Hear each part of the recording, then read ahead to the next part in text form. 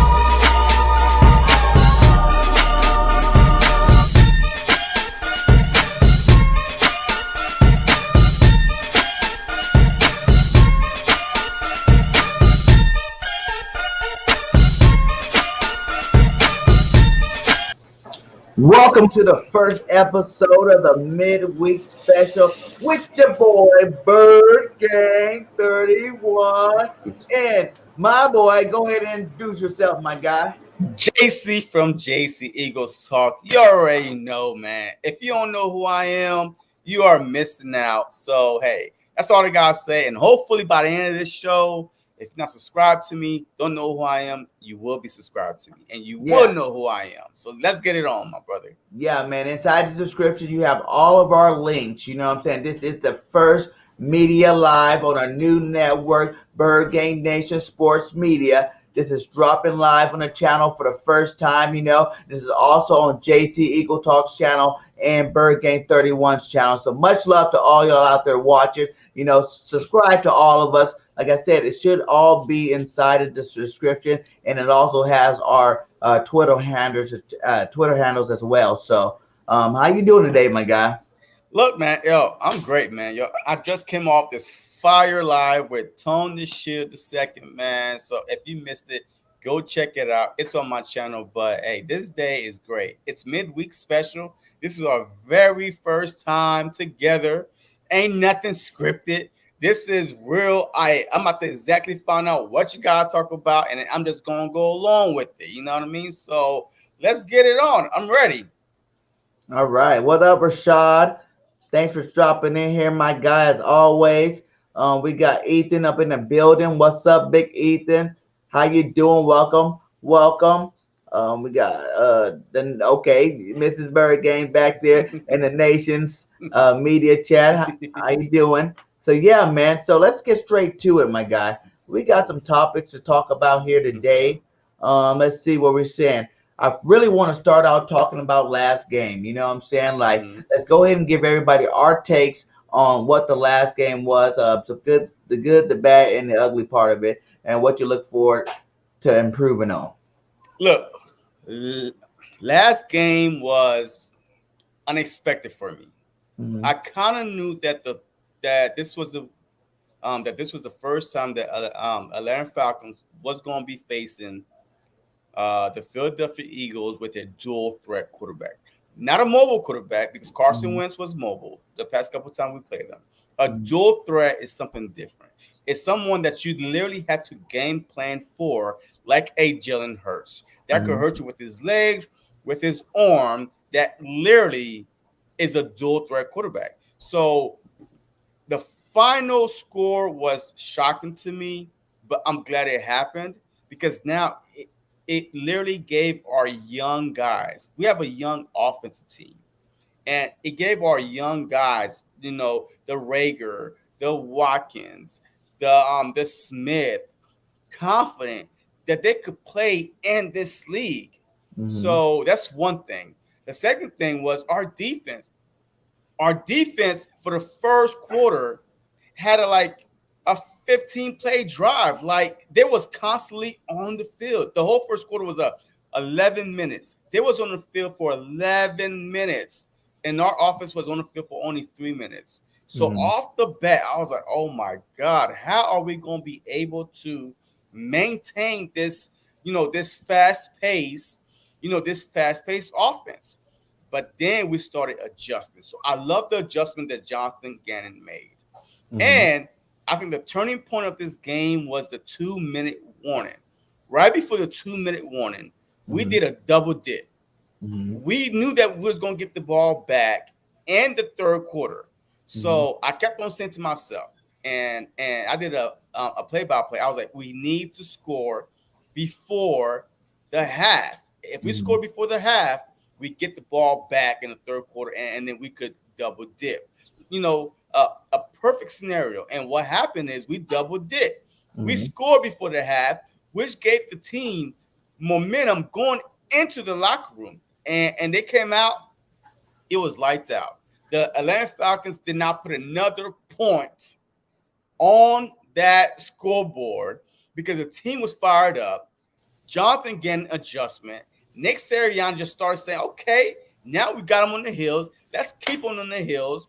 Hey, do this, do that. Let's start running the ball more with Kenneth Gainwell, with Miles Sanders. And let's just start doing what we do best, is being us. And that's what happened. So this week right here was a beautiful, perfect warm-up game for this upcoming game that we will talk about. But this was a warm-up game for us.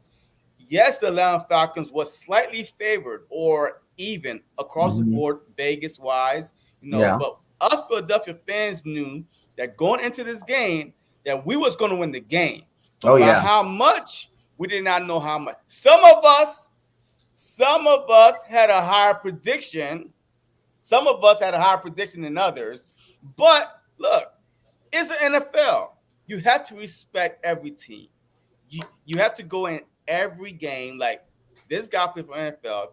He got he has to feed his family. So he's going to give all he has. So I went in this game thinking that it was going to be a close game. It came out the game almost losing my voice because it was a blowout. And I enjoy every minute of it. And I can't wait for this Sunday to see if we could do an encore.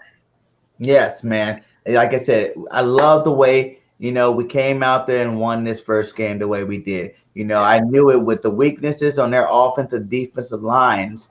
It had, if you just break down football, you win in the trenches. You know what I'm saying? Our offensive line was better than their defensive line. Our defensive line was better than their offensive line. That alone would most likely judge the way the game's going to flow. The first couple of drives, like you said, they went out strong, but our defense held. Bend but don't break defense is what we had out there. And, I love seeing that. The fact that our defense kept them no touchdowns the whole game. Now, that was a huge thing for me because those first two drives, I thought they were going to at least score on one of them, but they didn't. You know what I'm saying? Our defense held strong. But then after those two drives, you start seeing Gannon get into his play calling. You know what I'm saying? He started dialing up, nice defenses, blitzes, and stuff like that to the point where they couldn't do nothing against our offense. Our defense the rest of the time. Our offense looked smooth, scoring on the first two possessions. That was awesome. You know what I'm saying? Devontae Smith's first catch being a touchdown was awesome. You got to see him spread the ball around and use all of our weapons. Because like we talked about before the season start, we need to use all of our weapons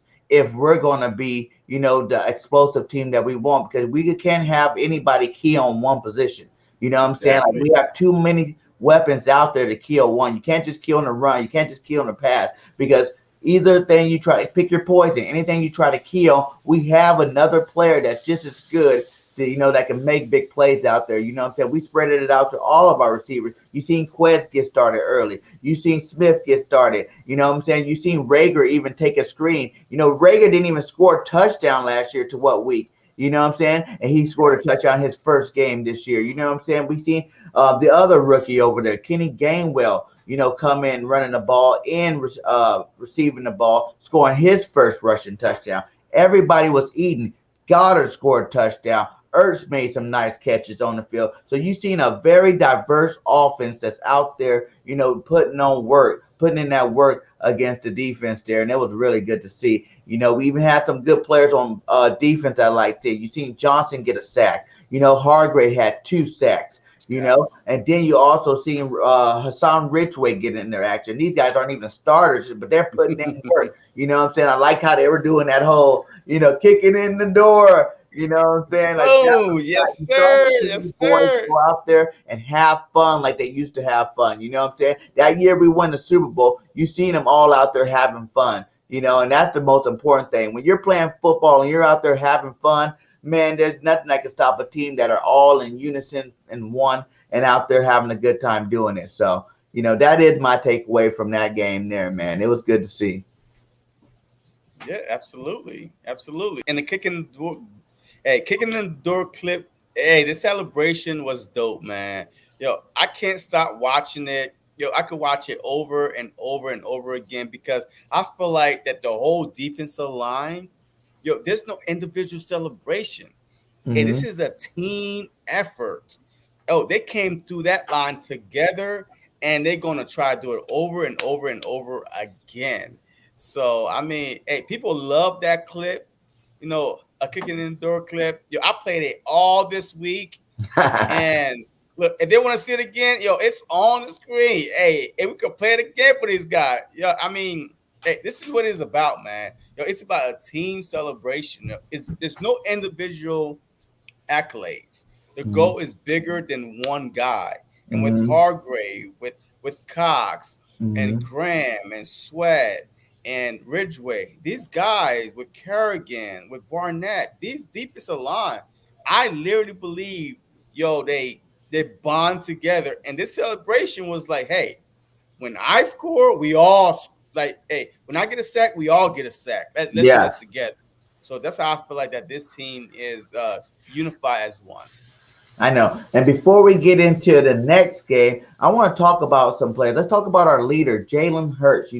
There was something out there put up. Let's see if we can get it up here with Jalen Hurts and Lamar Jackson. It was like, who do you think is the better quarterback between Jalen Hurts and Lamar Jackson?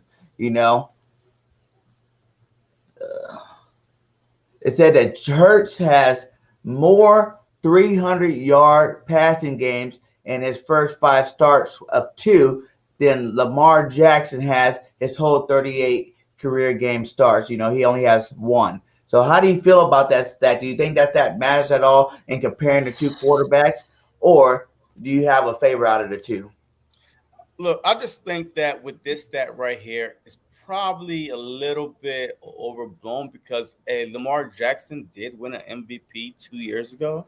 So Mm-hmm. he did throw for 31 plus touchdowns. Mm-hmm. So, I mean, I'm not going to put Hurts on the Lamar Jackson level yet, but I feel like that overall, that he might possibly be, from what I saw Monday night, massacre debacle, that Lamar Jackson literally cost his team that win by fumbling twice and Mm-hmm. trying to do too much instead Mm-hmm. of trying to throw the ball. I believe that Jalen Hurts is a better passer Mm-hmm. than Lamar Jackson.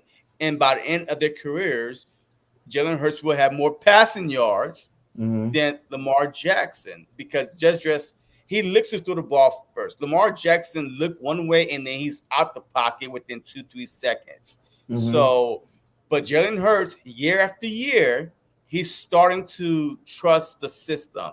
Hey, look for 1, 2, and 3. If they're not there, step up in the pocket, and if they're not there, then you escape. So, just like we saw on Sunday, exactly what we saw on Sunday. He was looking to throw the ball first and not run first. Yes, there's a couple of times that he got a pocket a little bit too quick on the little fourth down, the 4th and 4, which I think that they should kick a field goal.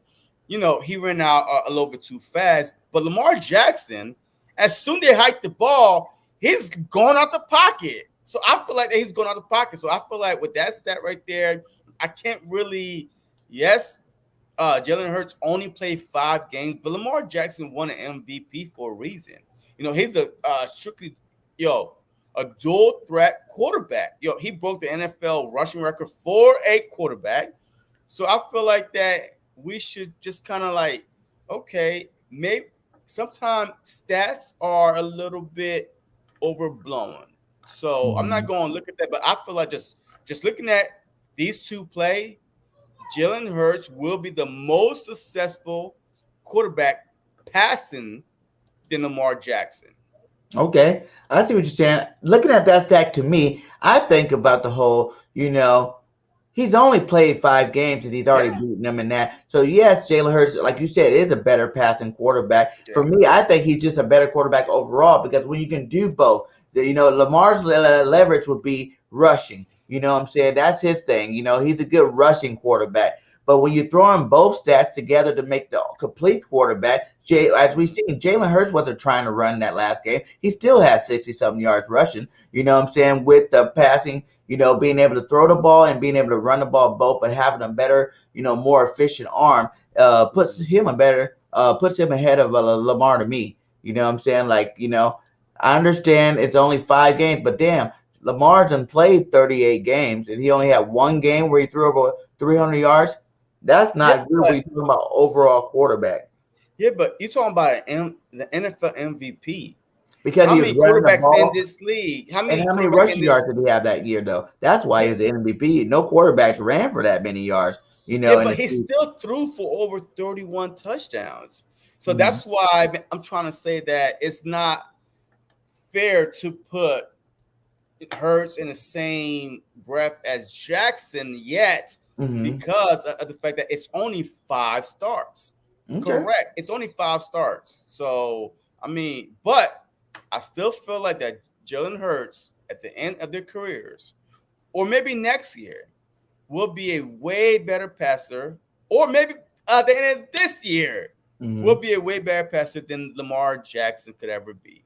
Hey, and shout out to the 15 in the chat. Please hit that like and subscribe to both of our channels. The links are in the description. Thank you for joining the media channel. If you're on the media page, go hit up that media channel and make sure you get that sub up. We're trying to get the subs up on that channel. And for the very first episode, we're going to be coming every Wednesday with the midweek special, dropping down the latest facts from last game and giving you our opinion what's going to happen in the future game. So much love to all you Sir. guys out there.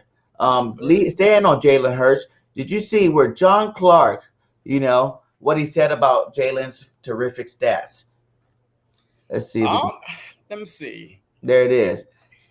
It said Jalen Hurts is the third quarterback in NFL history to complete 70% of his passes, throw for 3 touchdowns with no interception, pass for over 250 yards per game, and rush for over 60 plus yards per game.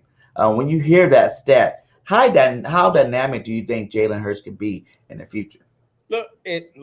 It definitely give me hope. It definitely give me, like the confidence saying that we might have our franchise quarterback. We Mm-hmm. might. And the only reason why I say might is because of Howie Roseman. I don't trust that snake, regardless of what everybody think. Like, I believe in Jalen Hurts. I've seen him play in Alabama.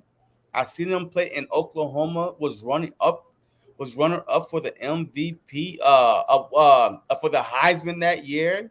He brought Oklahoma to the college football playoffs. So I've seen him do this. And then last year, his very first game to go to beat that number one Saints team, Mm-hmm. a defense team at the time, to beat them with his first start, and then to turn around the following week and go toe to toe from Kyler Murray. Mm-hmm. So it wasn't his fault that we lost that game. Of course. This stat right here is like, duh. Well, to me, because I've seen it. Mm-hmm. So this stat is for everybody else that's outside the Philadelphia Eagle community, for them Mm-hmm. to start trusting in Jalen Hurts some more. The haters, the Stephen A. Smith, the Shannon Sharps, the Don Orlowski, whatever his name is. Like I said, he needs to jump off a ship with no life vest on, because I don't know why he's still on the Eagles bandwagon. But I guess his wife is from Philly, so he ain't got no damn choice but to still be here. But I don't like that guy. It is what it is. But I knew that Jalen Hurts was capable of this just based off his track record. Mm-hmm. His track record. So this stat is like, congratulations. Let me, hey, just keep it on. Hey, just Mm-hmm. keep it up and see what you could do on Sunday.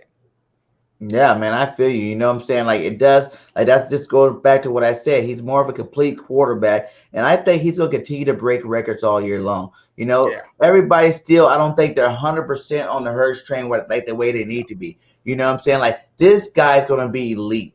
I don't think he's just gonna be one of them middle of the road quarterbacks out there. You know, we're like, okay, like a Matt Ryan type guy. Matt Ryan, he was a all pro, but now he's just a good quarterback. You know what I'm Yeah. saying? He's a good Yeah. quarterback. You respect him. You got respect for him, but he's not an elite quarterback. I think No. Jalen Hurts is going to be elite this year. You know what I'm saying? He's going to put up big numbers, especially with an extra game, 17 games. I'd see him put up, like I said, 4,000 yards, rushing for close to 1,000 yards. That makes 5,000 total yards that you'll be around that range where you'll see out of your starting quarterback. It's not going to be, like I said, any certain receiver getting it. I think every week there's going to be a new star, kind of like in Alabama when he was in Alabama. Yeah. Everybody like Alabama gets all these star players, so it's easy for them to score it. That's how it's going to be, spreading out the ball. Everybody will have their games. You know what I'm saying? There'll be a Goddard game. There'll be a Smith's game. There'll be a Quez game.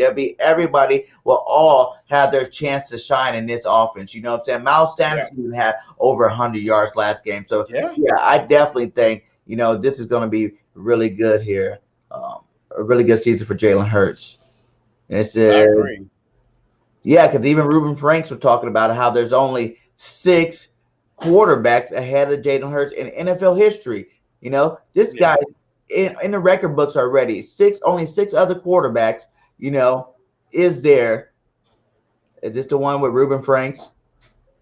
No, this is the John Clark. But yeah, look. I believe that nowadays it's really history these days are so easy to get to because stats wasn't really capped. But with these guys on there, with McNabb and Cam and Russell Wilson, Randall, I mean, it's an impressive a stat. Yeah. 6 quarterbacks. And look who's on this list. Cam Newton's number 1. And I'm pretty sure that was more like in the Cam's heyday when he first was at the Panthers, when he was rushing for all those touchdowns and still passing the ball. Then you got Russell Wilson. You got Randall Cunningham with 5. Michael Vick, Steve Young, Donovan Who's the McNabb. bottom one? Who's the bottom one? Could you remove the Let me move comment? the Yeah. chat here. Hold on. Let me see. Cam, Russell Wilson, Randall, Vick, Steve Young, Donovan, Hurts. But yeah, so I mean, There you look, go. yeah, There you go. So it's Donovan McNabb, and then Hurts with 3. Gannon and Murray will top off that list. He's tied with those guys. And like I said, yeah, the impressive part to me is it's only been 5 games. You know what five I'm saying? games. 5 games. So all these guys have been in the league. Yeah, some of them retired already, and the Yeah, ones that are still in the league, they've been playing for years and years. This guy's is already in this company right now in 5 yeah. games. Oh You know yeah, I what I'm mean, saying? he's definitely. That's Oh yeah, impressive. he's definitely going to be number one. I mean, he's definitely going to have. He's going to pass McNabb in the next game. He's going to pass Randall in the next game, and it's going to take 2 more games to pass Russell Wilson. I believe that he's going to be at least 8 or 9. I mean, with those stats right there, though, with those stats. Yeah, man. Yeah, he's definitely an elite quarterback out there. What Yeah. up, Lindy? Patty. We got Coach Dante, Philly girl. Big play slaves in the house. Yes, What up, sir. all you guys? Much love to all you guys, Coach. You guys all make sure y'all hit that like. We got 21 in here right now. Hit Let's that go. like. And subscribe to the network channel, to our YouTube channel, Birdgang Nation Sports Talk, to J.C. Eagle Talk. His YouTube channel. All of them are in the descriptions. All of them are in the chats. We're trying to get this nation network growing, and let's make sure we all hit that subscribe to the network. Yes, sir. Big fact, says him. What else we got? Let's move on next. Okay, we're going to go to who was at practice today. You know what I'm saying? We have Rodney Mccloud, Big McCloud, at practice today. You know what I'm saying? He's out there running around. You got passing drills and all that stuff. So what are your thoughts about McCloud? Do you think he is practicing to play? Or let's show the clip of McCloud. Show the clip of McCloud. All right, so Look all how right, he's running around this field, my guy. So let me see McCloud right here. No, that's Landon. Okay, it's Landon. Boom. Oh, boom. Here we go. Here Here we we go. go. Watch this guy at practice moving around. It looks like he has no injury. He's doing some good stuff out there. I think McCloud might be ready to play game 2. What do you Yeah, think about that? I would not rush it. I definitely would not rush McCloud back. Look at that. See that little hip, his hip in Yeah. the step? I mean, yeah, absolutely. Look, and to me, I would not rush McCloud because I think that the season is bigger than just week 2. Mm-hmm. I think that season is bigger than week 2. So I feel like we should take it our time and bring him back in. And then because Kevon Wallace did a great job. Yeah. Kevon Wallace to me did Hey, an Wallace outstanding job. definitely he had a good game.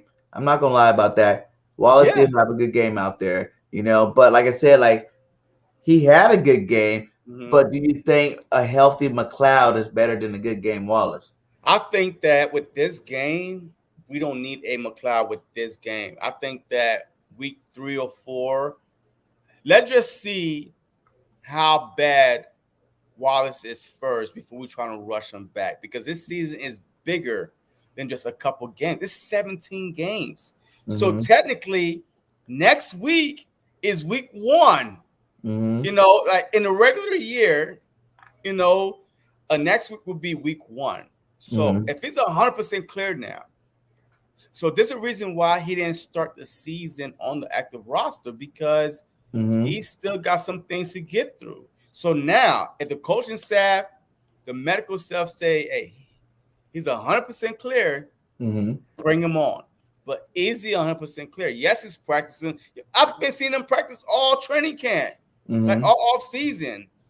But he's still not on the field because there's something that needs to be done first to get medically clear. I'm tired of the Philadelphia Eagles rushing guys back and then just end up on, the injury report for longer, this time. We're trying to rush a lot of guys back last year, and guess what? And Deshaun Jackson, we're trying to rush him back, and then he was going for the rest of the season. So, see, with Deshaun too, Deshaun was trying to rush himself back as well. You know what I'm saying? He didn't want to go get the surgery. But see, that's your job as the medical staff, as the coaching staff, to watch out for these players. Hey, they're still getting paid. So regardless. So, I mean, I feel like that with this team that we had, with the scheme that I saw, the adjustment that I saw in the Atlanta Falcons game, that we are okay for now, that Wallace, and plus we got to see what Wallace have. Because McCloud may not be here next year. Anthony Harris may not be here next year. So why not see? So why not see what Wallace had as long as you can, and just take your time and bring in McCloud back? That's just my opinion. Yeah, I agree. Maybe not this week, but I think if he continues to be running around like we just seen on that film there, man, we might have to bring him back next week. Like you said, we do need to see what Wallace has, but you don't want this guy to sit the whole year, even if Wallace is having a good year, because Wallace, there's enough packages on defense where you can get Wallace on the field. You know what I'm saying? That's not the problem. But we want to, while we do have him healthy, have his leadership out in the field, his football knowledge out in the field, because he can still make a lot of plays for our defense. You know what I'm saying? And if it is one of his last years, like I said, I would rather see him playing than riding the pine. Yeah, I mean, hey, look, that's facts, all facts. But I think that this is McCloud last year. I honestly think so. I think that our future, because we do have $20 million of cap space for this year to spend. So I feel like if Anthony Harris is balling, that we might sign him to a contract extension because he's on a 1-year deal. This guy, he led the league in interception 2 years ago. So he could have went to any other team and literally got $5 million, $6 million per year, multi-year deals. But he chose to come to Philadelphia, probably with the promise of, if you ball out, we will take care of you. Or JG system that he knows very well from Minnesota, say, hey, Let's come here, and I promise you, your contract will be fatter, next year. So he took a chance. So if he start balling out with the $20 million of cap space for this year alone, next year our cap space uh, right now is 29. So if we carry this onto next year, it's $49 million, and we still probably release some guys. So I feel like that this $20 million with McCloud, this is his last year. I mean, like honest truth, this is like a Jenkins move. Hey, just let him walk and see. Unless he's willing to take a team-friendly deal, this might be his last year, and we might either go into the draft or free agent, or just sign our own guys. Kavon Wallace. This is his second year. With Anthony Harris. So I mean, a 1-year deal. This guy is still got a lot to prove in the tank. So.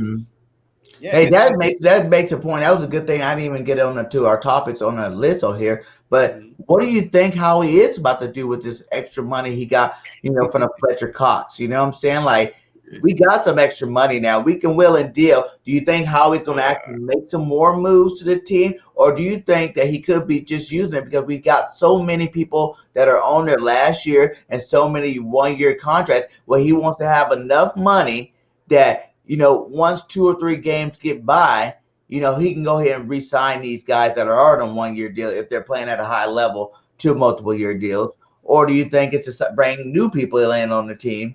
Or you think he's just going to roll it over? Well, he's definitely not going to roll it over. I feel like, it depends. It depends. If the trade deadline comes and we are 5-3, or if it's week 9, because we do have an extra week this year. So if the trade deadline come at week 9 and we are 6-3, we are competing for the division.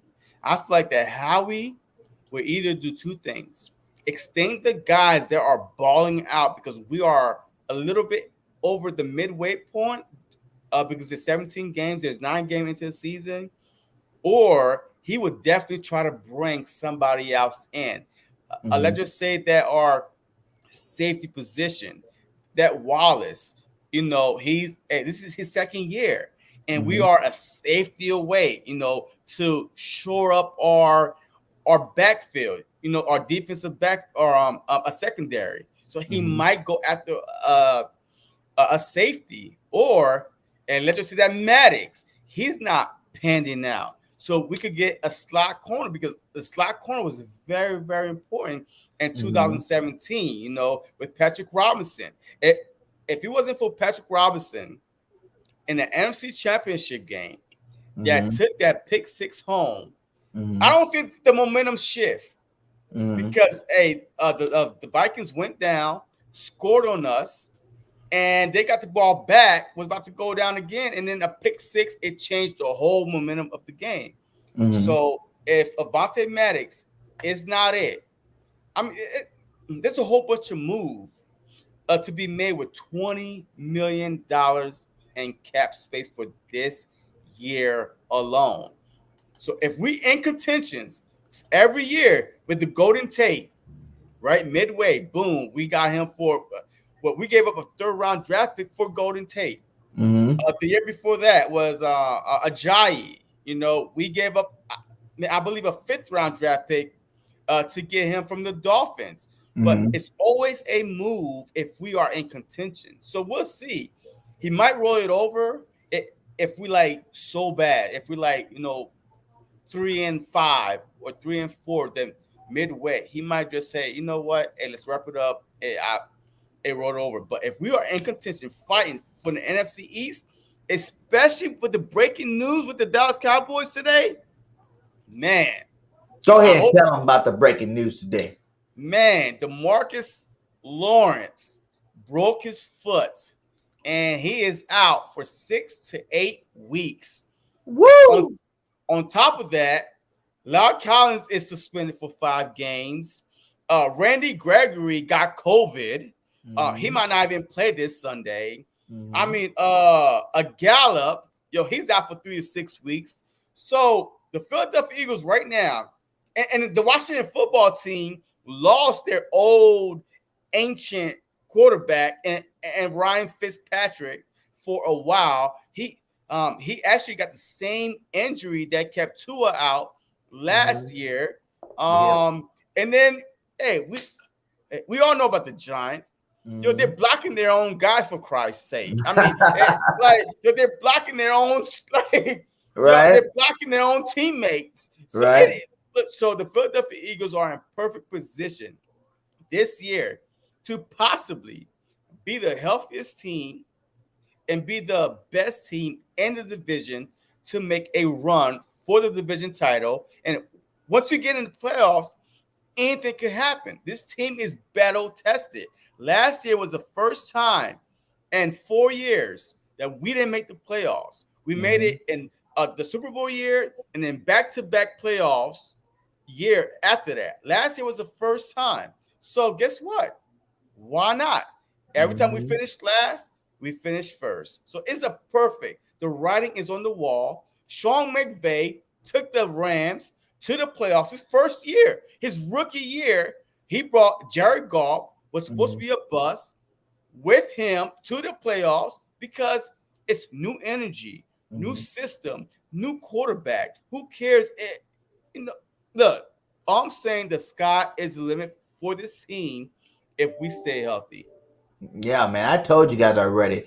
12-5, my guy. We're going to win some games this year. There's going to be a couple of hiccups in there, but we definitely win some games this year. Hey, shout out to the 5 likes from Facebook. We are on multiple platforms. On this network, we go up to 8 different platforms. For all you guys at J.C. Eagle Talk channel, shout out, much love to you. From the Birdgang channel, shout out. And for you guys that are on the network's channel, much love to you, because this is the first of many awesome shows going to the network. We're going to be doing Eagles content 7 days a week. Every day got the show.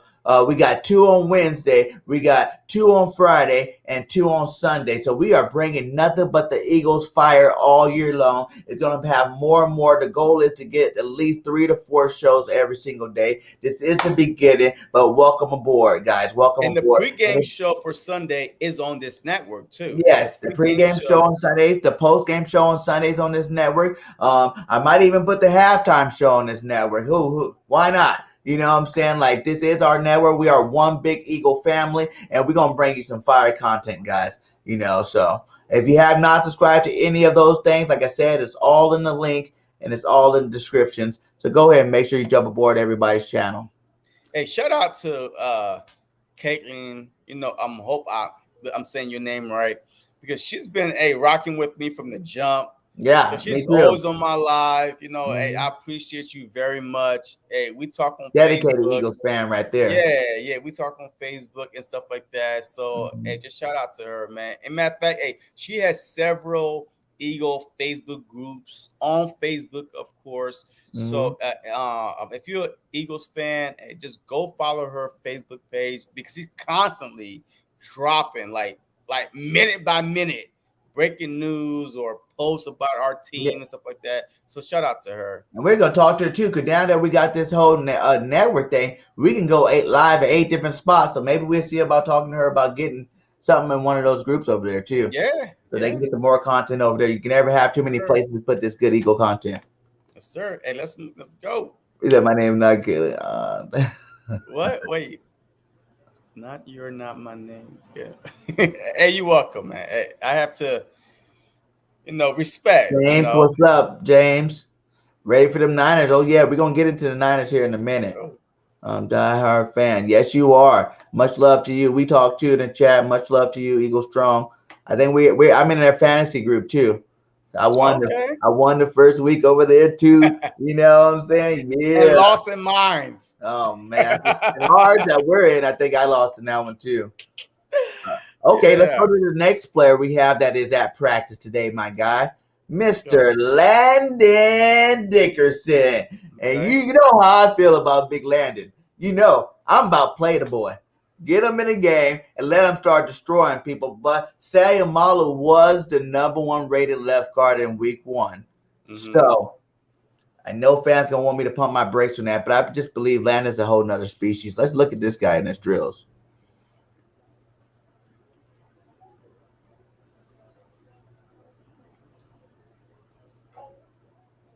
See, I just threw that one arm out there like, hey, back it up, my guy. Back it up. This is my spot. This is my spot. Yeah. Hey, I mean,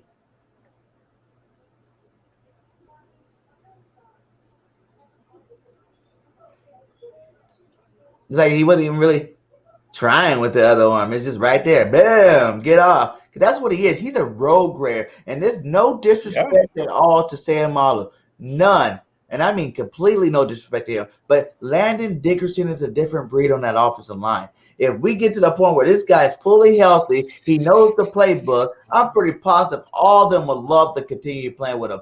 No disrespect to Sam Marlowe, but if you got a better player, you might as well play him. Especially if we're going to be making a push this year. Like I said, if we're not looking at it, we're like in the middle of the road, if Isaac can still do his thing, for some more games, and that's cool, whatever. But I think whether we're not doing that good after a while or we're dominating after a while. Those are two prime reasons to put Landon in the game there. Look, it's all about health, man. I have PTSD when it comes to Philadelphia Eagle health. So I'm not trying to rush anybody. If it's not broken, don't fix it. All right. This past Sunday, yes, it was against the Atlanta Falcons. I understand. But this guy and Landon Dickerson is coming off back-to-back years. What? I think it's just 1 year for Landon from Alabama. All his main injuries came. Remember, he went on a stretch in Alabama where he played 26 straight games. Well, I believe that this guy had back-to-back torn ACLs on both knees. Oh, you mean like the actual injury itself? Yeah, I thought you were talking about back-to-back years on it. I'm just saying, he's been healthy for a while. Yeah, look, I may be wrong, but I don't want to rush him. I do not want to rush him. He's our future, period. He's our future. All right. So, I mean, I don't want to rush him this game or the next game. So let me see multiple practices, maybe 3-4 weeks worth of practices that he's good to go, that, there's no, a setback and stuff like that. And matter of fact, because he just got activated right before the season started. So, so there's a reason why he didn't go through OTAs and preseason and stuff like that. So I don't want to rush it. So if we're good right now and set with our front five, continuity is big. Yes, Dickerson is the better talent. But at the same time, if your offensive line is one unit locked in arms and stopping guys from coming through the line, why change it? What I mean? Just wait. Just be patient, regardless if he plays this year or not. So he's still going through the drills and stuff like that, and he's still be able to learn from whatever position that we're gonna play him in, either at center with Kels, or at left guard, or whatever position. He has the ability to sit back and watch. So when he does come into the starting lineup, he knows exactly what to do. He's fully healthy, and there's no doubt in nobody's mind. So that's the reason I'm saying. Just pump the brakes, because the Philadelphia Eagle fans do not want to see this guy come into the lineup not 100% fully healthy and then go down for a whole year. And now we like, damn, we should have waited. If it ain't broken, don't fix it. Yeah, I get it. I get it to a certain extent. I get it. You know what I'm saying? Like I said, I get it. But I do want to see him play. We didn't draft him in the second round to baby him. These guys are grown men. He held out to make sure the contract are right. So I'm pretty sure the contract-wise, they are definitely secure in that situation if he were to get hurt. But, you can't hold these guys out for too long. You know what I'm saying? I'm not saying start them week 2. I'm saying, like, when it comes around week 5, what better way to have this guy learn from Kelsey than to actually play alongside of him, You know what I'm saying? Where he can see Kelsey make the checks. He can see Kelsey make the reads. He's double teaming with Kelsey to see some of the technique on the field next to him instead of wait for him to come off on the sideline and talk to him, because those guys don't really talk to him that much on the sideline. Yeah, that's what I'm saying. So I'm just saying, like, later on in the season, if things just start, breaking down a little bit, and Samalu is the weak link, so now you could insert him. Who knows? I mean, who said that he was going to play a left guard? Yeah. I mean, this is just what we want to see. Well, we say left guard because that's the weakest link. He's not starting over Lane Johnson. Lane Johnson's a Pro Bowler. He's not starting over Brooks. Brooks is a Pro Bowler. Kelsey's a Pro Bowler. And Mailata just got that fat contract. Ain't nobody starting over him over there. So that's the only reason why I think the attention always goes to Seumalo, because he's not a Pro Bowler. He's a good left guard, but he's not a great left guard. And if did somebody start in 2017 when we won the Super Bowl? Yeah. I go, okay. But so did, obviously, what was his name? We got traded. Big V. Now Big V's not that great of a player, but that was not interior. Big V was on the outside, if I believe. He was on the outside, right? Yeah. So the outside is a different beast, but interior, I mean, you got your center helping you, your left tackle helping you, and vice versa. Your right tackle helping you, your center helping you, and you secured. But the outside is a whole different beast. So, like I said, if it's not broken, don't fix it, because continuity is such a big thing on every team. The longer an offensive line or a defensive line put together, a starting unit played together, the better they get. And you don't want to throw Dickerson in because he's a better talent, but he has not been around these guys. But what I'm saying is he is around them every day. He does play with the second team.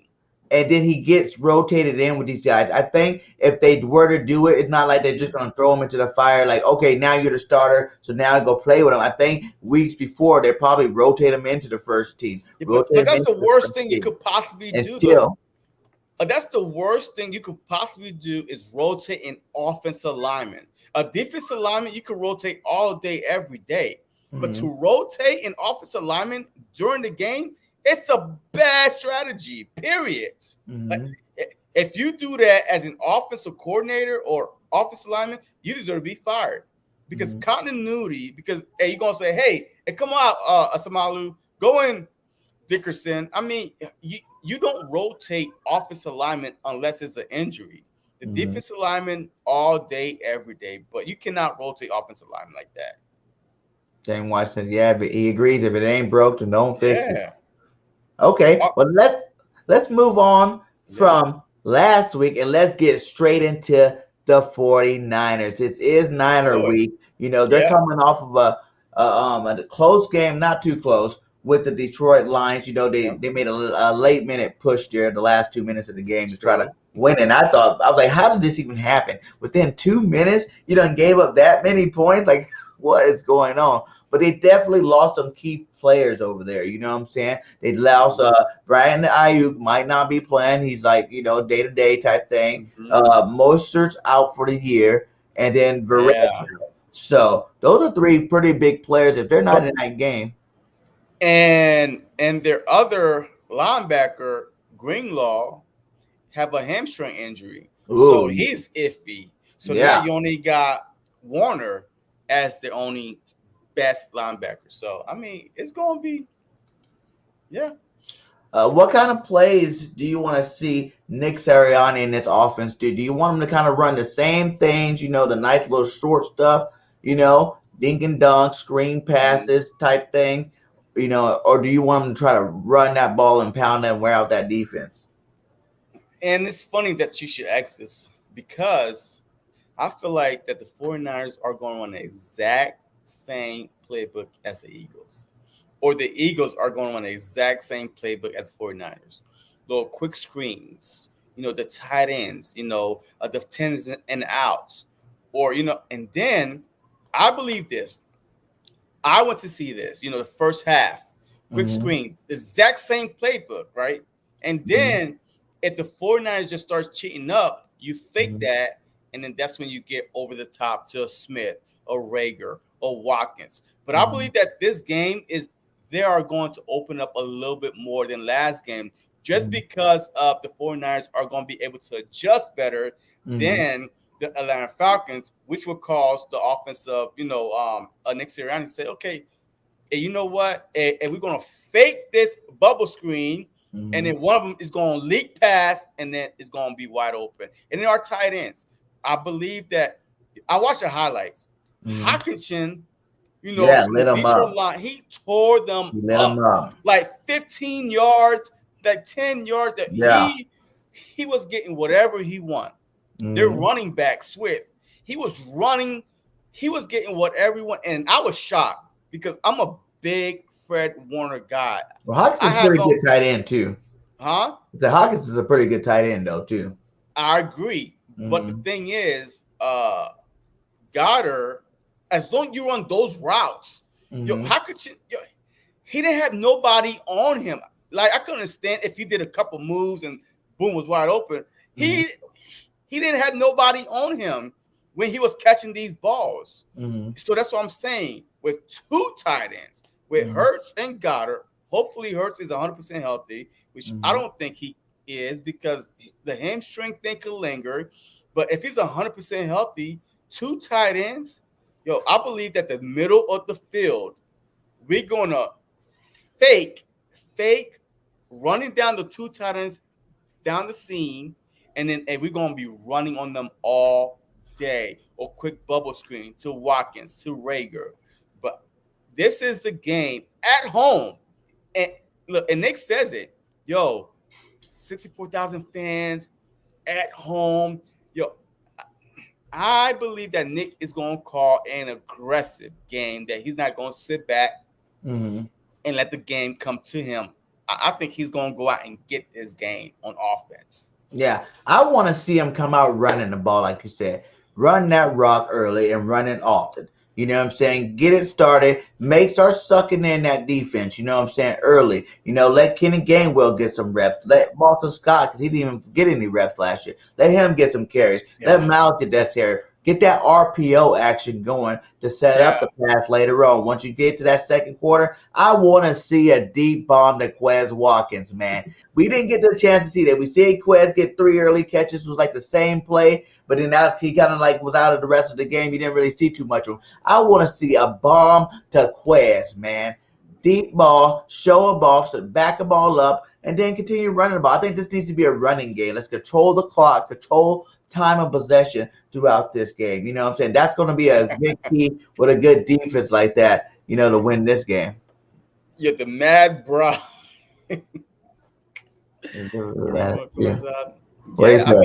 Absolutely. Whatever it takes to win the game. Yeah, I agree. Hey, the Philadelphia Eagle fans, man, look, they're kind of iffy to me because last week we won the game by doing little quick throws and stuff like that. They complain about we didn't go deep enough. If we went deep, and now they will be complaining about why didn't we get what was given to us? Why did the quick screens or this and that? So look, it's a no-win situation.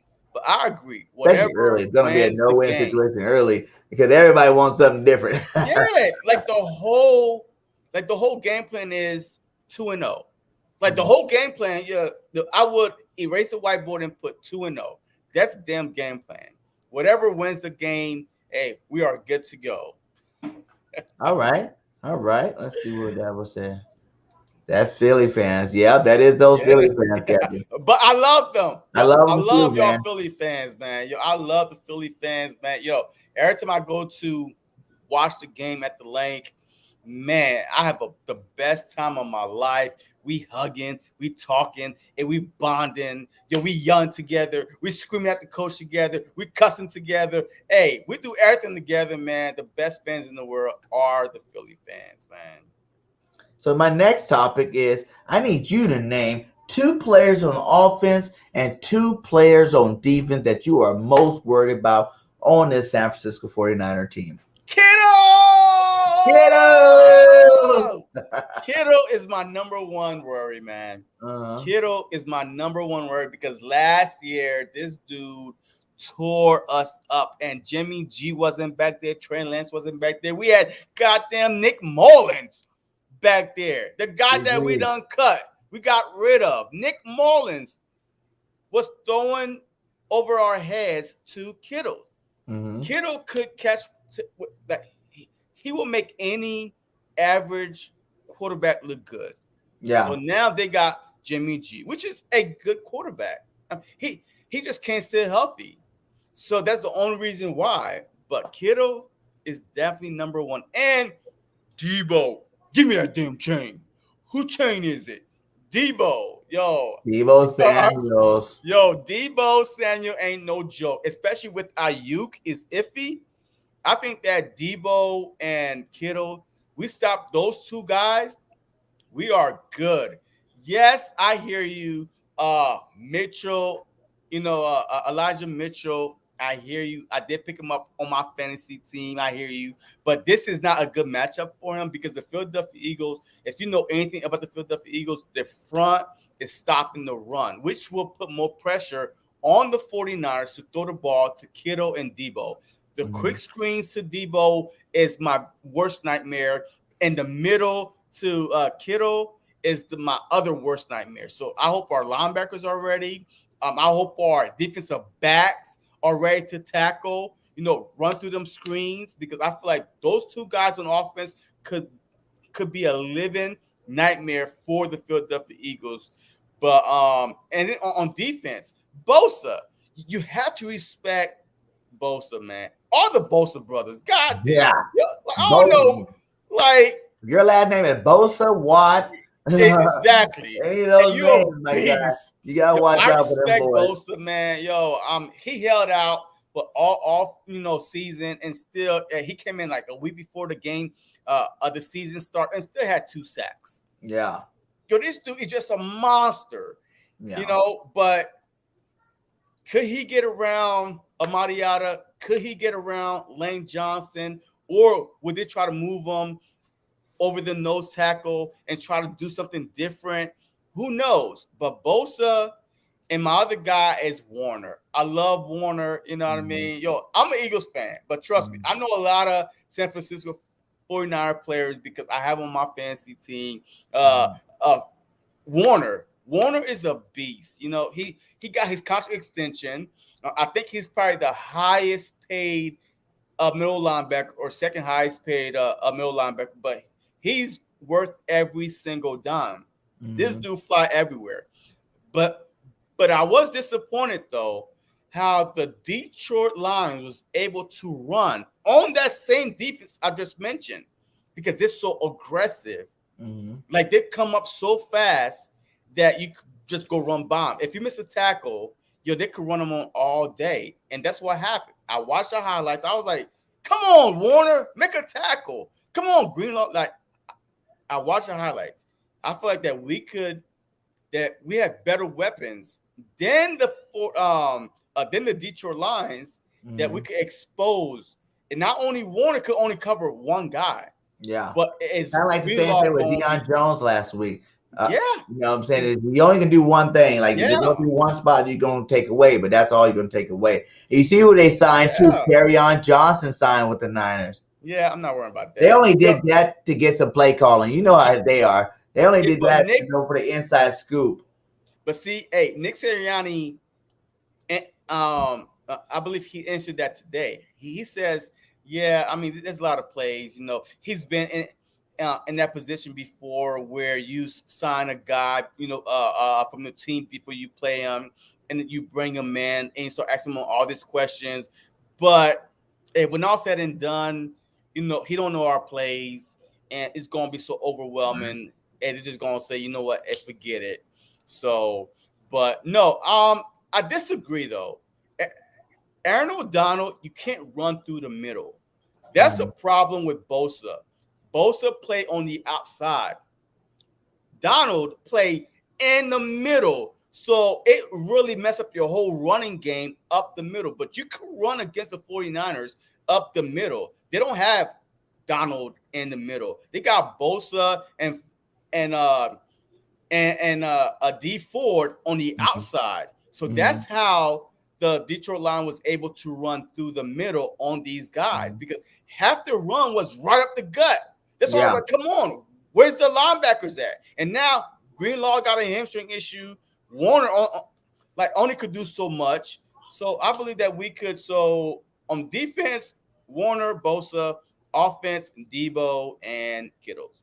Well, hey, man, I got the same two on defense, obviously, because those two guys are like playmakers. You know what I'm saying? Like they can change the whole dynamic of a game with one hit or one turnover. So I definitely got those two. On offense, I'm gonna go with who CG was talking about earlier, Trey Sermon. Since Moisture's out, Trey Sermon had a good college career running that rock. You know what I'm saying? And, he's the next backup probably. And, I am worried about us worrying so much about Debo and Kittle that we let up a little bit on the running game. And, let a young guy start getting hot. You never know what can happen with that. You know what I'm saying? So I am worried about Trey Sermon, but I am definitely worried about Debo Sanders. I had him on my fantasy. He was on my bench. The guy had 189 yards, man. And he was sitting on that bench with 40-something points. I was like, what's going on? What's going on? It was a bad call by me. But, yeah, those definitely are my two guys I'm most worried about on that offense. The running game, with Trey Sermon, if he's starting, and then Debo Samuels, receiving the ball there. See, my only positive thing about this team this year is we got speed at the linebacker. Yeah. Singleton. Like, if you see a screen, he could hurry up and get there, instead of us having a Nate Gary. Eric Wilson, he got speed. He could get there. I mean, our linebackers are a lot better this year than last year, So that's my only saving grace. And also, the play calling is different, with Jonathan Gannon, with the adjustment, the halftime adjustment I saw when we kept on getting beat the first quarter with the cutback. Also, he pulled Eric Wilson out. He installed Sean Bradley, and he kind of changed it around. So now we're starting to see why this whole offseason, they kept on saying, hey, we practicing the 3-4. We practice the 4-3. Oh, this guy is in instead of Wilson. This guy is in instead of, So now we're starting to see all these little packages that they were practicing on. And it came into play on Sunday when Eric Wilson was slipping all over the damn field. He took him out. Hey, take a breather. He put Bradley in. And these were the guys. So, yeah. Damn good. Okay, now I got another one for you. Over under Jalen Hurts having 3 combined touchdowns against the 49ers. Over. I mean, come on, man. Hey, look, any harder questions than that? Come on, man. That's over, man. Over. And how many do you think he's going to get? I feel like that Devontae Samuels will have one. That Dallas Goedert will have one. That Jalen Hurts himself will have one. And I feel like that Rager or Quez might have one. So I put it in about 3-1 category. 3 passing, 1 rushing. I feel the same. I think it's going to be 2 and 2. He's going to pass for 2, and he's going to actually get some rushing touchdowns this week. You know what I'm saying? We didn't see him get no rushing touchdown last game, but I think it's not going to be like some long run or something. It's going to be a lot of us moving the ball methodically. When we get to that red zone, maybe a RPO or something like that gets him into the end zone. Yo, I have a hot take for you real quick. Okay. The Philadelphia Eagles will be up 14-0, and that will put the 49ers in a bad position to throw the ball, which we will take advantage of it. I believe with the home crowd that we will go up 14-0, and it's going to be a uphill battle for the 49ers from there. Yeah, I can see that happen. 14-0 early, boom, in your face. Now play catch up. But if that happens, like you said, it's going to be tough for the 49ers to come back. And I think our defense Like you said, they got to just be one-dimensional. It's a wrap. You see what happened when Matt Ryan got in that one-dimensional zone. We just lit him up. We got too good of a defensive line out there to worry about anything else. Our corners can be suspect when you got a line like that. Yeah. And then I said my next over-under was over-under. The defense has more than 2 turnovers this game. Last game, I don't think we had any, did we? No turnovers in game 1. Against these Niners, do you see any turnovers coming over and under? And if you do, tell me how many you think it's going to be, my guy. I say 2 is even. I say 2. I think that we're going to get to Jimmy G one time for a strip sack. And I think that he's going to throw a pick that's going to be tip in the air. It's going to be a pass. He's going to try to fit it into Kittle. And it's going to be tip in the air. And then one of our safeties, a McCloud or Wallace or, our linebackers is going to pick it off. So 2 is perfect for me. 2? Yeah. I say we get 2 too. You know what I'm saying? Because I think that not getting 1, we got to make up from last week. Let's get 2 this game. 1 to be an interception and 1 to be a fumble. You know what I'm saying? I think someone's going to hit someone hard enough, or maybe even a strip sack fumble since we had one last week that got called back. Yeah. He's going to get his love this week, and we're going to get a strip sack fumble there, man. Yeah. I think that's definitely possible. And a tip interception is definitely possible because Kittle's is his guy. Kittle is his guy, and I think that he's going to try to force it in there, and it's just going to be the right play call, boom, tip up, tip interception. So, see, he agreed with me. Tip interception, yeah. I said it. So, tip interception and a fumble. And a strip sack, yeah. That's good. My next one is over under. The 49er quarterbacks will score 2 touchdowns each. Because you seen last week, 2 touchdowns each? Yeah, the Lance came in and scored a touchdown last week in his first throw, 2, and then Jimmy G scored a touchdown. So you think they're going to keep mixing them up, pushing Lance into the game a little bit more? Or is it the Jimmy G show still? They're going to just, have Lance sprinkle in there? Well, because you say each. So, I mean, my final... He scored 1 last week. So if they use it more, it's possible. But my final prediction score is 31-23. So that's not... Oh, I mean, hold on to your final predictions. Well, okay, all right, my bad. So, hey, sorry for ruining it, but look, I don't think that the Philadelphia is going to give up 28 points. So, if you say the quarterback themselves, 2 touchdowns apiece, either rushing or passing, I don't see us giving up 28 points. So, I'm going to say under. Yeah. I'm gonna say under 2 just because, like I said, I don't have them scoring that many touchdowns either. I think it's possible that they can both get 1. That's a possibility. You know what I'm saying? Like last week, how Lance threw one at the red zone, or maybe this week he might not throw it. He might run it in. You know what I'm saying? Being at the red zone because we think he's gonna throw it. So there's a possibility.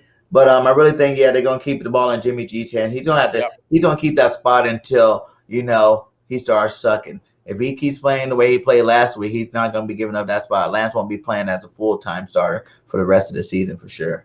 But remember what I said. This might be a Trey Lance game because the Philadelphia Eagles are so strong up front that we're going to be constantly getting to a Jimmy G. And Kyle might say, hey, you know what? Bump it. And we need to open up this playbook a little bit, put Trey Lance in, and just do what they do. What up, Jock Talk? Glad you could make it, my guy, to our very first episode of many. This is the midweek special with Birdgang 31, J.C.eaglestalk on the Birdgang Nation Sports Media. This is on a media channel. This is also on both of our channels separately. So if you haven't subscribed to all of them, please go hit that subscribe and like this video and like on all those pages if you can do that for us too. It means a lot to get this content out. We have a lot of other great shows coming for you guys on the network channel, but we are going to be here every Wednesday night, probably the same time. And, we're going to be talking about the game that was and the game ahead every single week, giving you any kind of new news, any breakdowns, anything that's Eagle related for the week. So subscribe to all of our channels. in the network's channel. It's inside the description and inside the chats there. Where's Richie saying? He said, "What do you think the Eagles' special team, mainly kick return, punt return is? Kick return is different than most balls in the end zone. Oh, who's gonna get a special team touchdown first? I think it's gonna be Rager on punt returns. Look, I was kind of skeptic about having our wide receiver returning kicks, but I love the fact that that Rager is back there. One, it gives him confidence that he's part of the team, that he's important, because your special team is very, very important, man. And that's why I try to give J.J. Whiteside a lot of props, because PFF had him ranked. J.J. got hurt, my guy.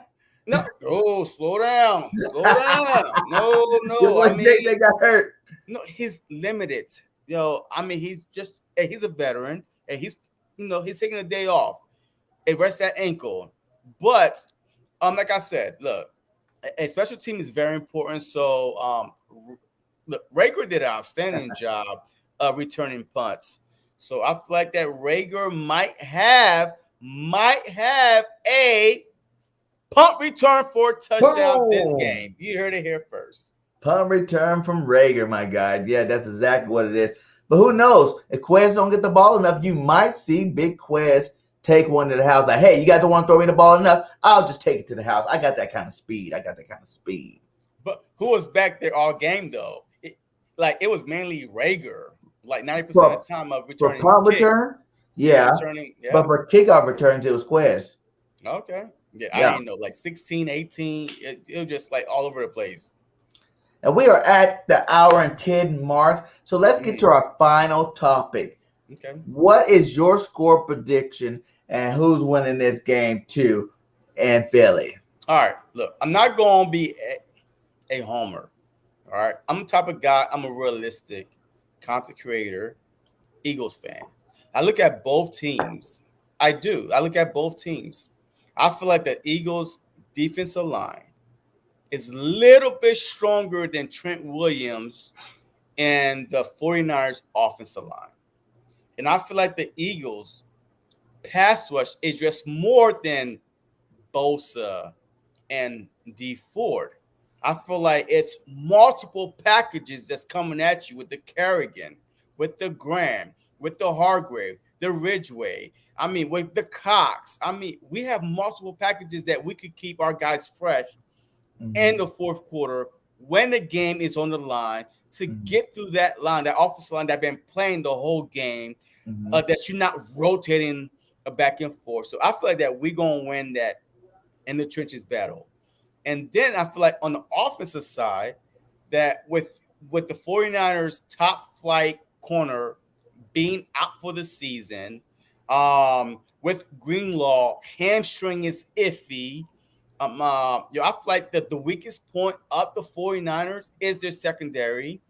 And I feel like that we're going to be able to move the ball and score on them. So my prediction is 31-23 for Eagles. You were so close. I'm like, you better not say that. You better not say that. Philadelphia Eagles, just based on the facts I just told you. Yeah. And not Homer, facts. Okay.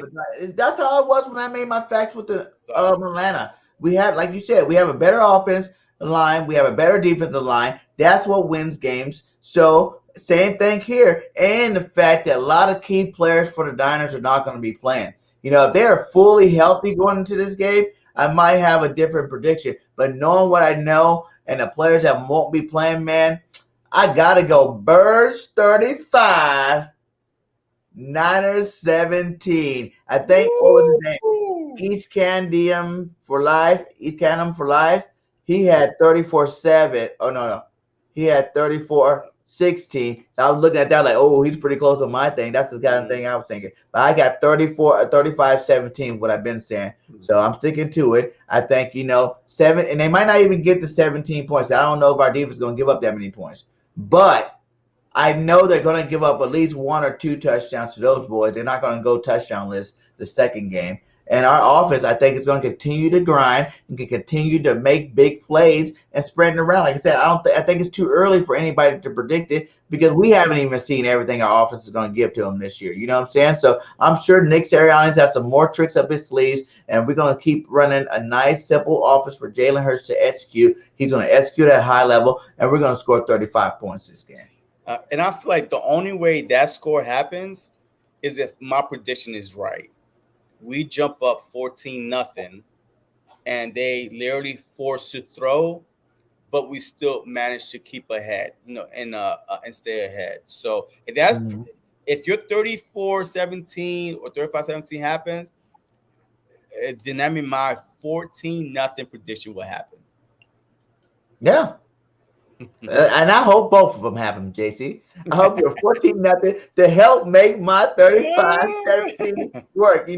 We're a combo, my guy. Yeah, combo. Yes, so we bounce off each other, put it together. Yeah. Eagles win. Yeah. Eagles win, man. Yes, hey, sir. Shout out to the 18 we still got chopping with us. We've been rocking with all you guys all week from whatever channel you come from. Much love and respect. Please make sure you like this video while you're in here and subscribe to the network channel. This is the first live stream on the network. There's plenty more coming all week long by other great content creators. You know what I'm saying? The link in the is in the chat with both me, J.C.eaglestalk, and Birdgang's channel inside the network. So whatever channel you're on, make sure you go give us all some love, and keep this spread. Let's spread the word about the nation. It's a new network just starting 7 days a week, nothing but birds, baby. That's all we're talking is Philadelphia Eagles. We're not talking no basketball, no baseball, no none of that. It's all about what the Eagles can do for you. You know what I'm saying? We're going to have all the updates from all around the NFL on this channel. We're going to be making sure that we give you guys some great content. So, like I said, be prepared to be on the lookout. Subscribe to the channel so you can see who's on the network. We got some really good content creators. Now, I would list them all. You can see some of them in our clip, but you have to come back and find out who else is on here. And we got other shows on this network, too, that, we're not co-starring on, that you might want to check out. So make sure you subscribe to the network, because we're going to be doing this all year long, my guys. Any final thoughts for you, JC?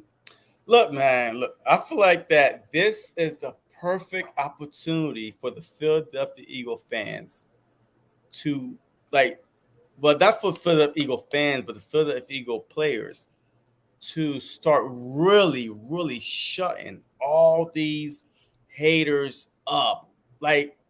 This is a perfect opportunity. So if you could pull this up real quick, this is a perfect opportunity. With one win, the Philadelphia Eagles jump up 8 slots from the number 25 to 17. These so-called experts had us so low down a totem pole that with one win against a bad Falcons team, that's only bad because we beat them. They were supposed to beat us. We were the underdogs in the game. But since we won, all of a sudden they're just trash, and we're not giving the Eagles no love. Exactly. So this is a perfect opportunity at home.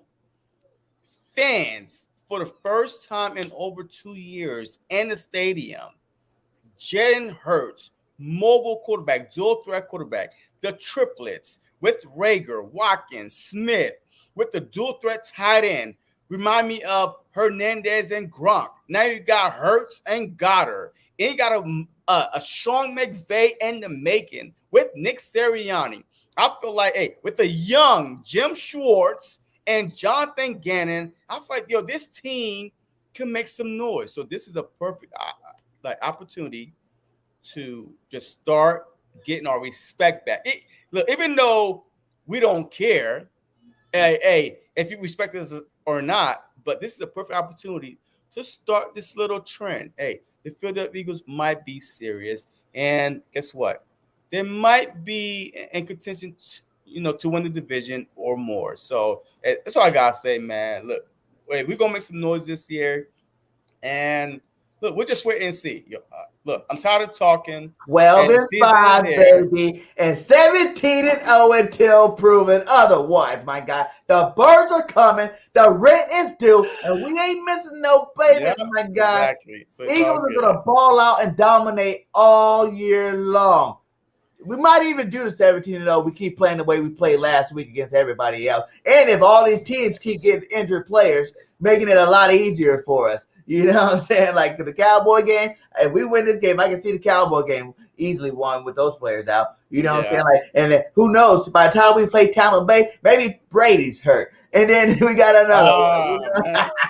I'm just playing. I don't wish nobody no bad luck, bad juju on there. But hey, it was fun tonight. You know what I'm saying? On my channel, I like to always end it with fly, Eagles, fly. Go Birds. Go Birds.